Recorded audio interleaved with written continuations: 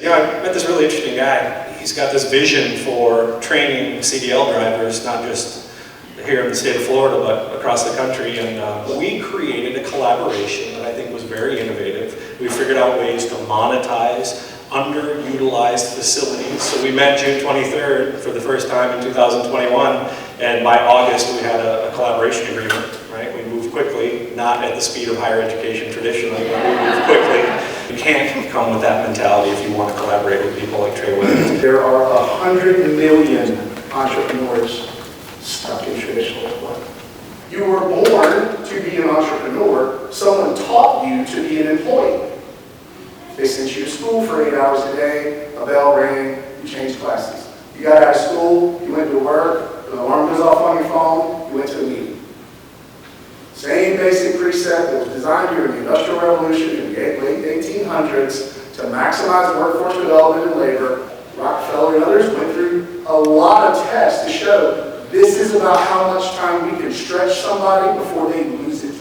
The word entrepreneur actually came from an old Sanskrit word that means inner calling. So there's this yin and yang, this fire and ice, this push and pull, whatever you want to call it, between whether we want to pursue that inner calling or whether we want predictable adequacy. 1 in 153 people in America works for Amazon. Can you imagine the civil unrest and social disorder when 1% signs the paychecks and your predictable adequacy is dependent on 1% of the people?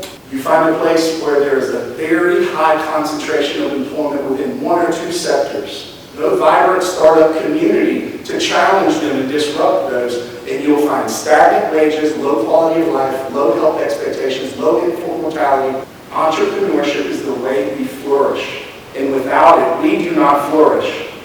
The 1% of employees does. We need disruptive industries and disruptive people to keep the large-scale employment and to keep this balance honest. Now, I'm proud to say that the collaboration we have with Christian State College of Florida is equally disruptive. And we're not wiping out an industry. We're filling in white space for what this state sorely needed. We were woefully on capacity in the state for workforce development. Do what we can with CDLs to lift those people into the middle class so they can be their own boss one day. Entrepreneurs give more money to charity.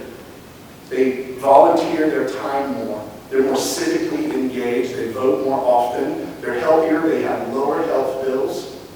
Their children are 7 to 8 times more likely to be entrepreneurs. They commit less crime. Oh, and by the way, they have twice the life satisfaction and job satisfaction of traditional people. There are 4 entrepreneurial instincts outlined in the book. They are belief, accountability, focus, and creativity.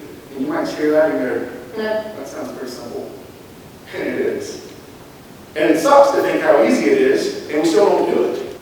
But it's these simple little components that Mother Nature gave us, these instincts that we were born with, that were honed over millennia, that entrepreneurship really relies on. And this framework unlocks those entrepreneurial instincts to allow you to live that life.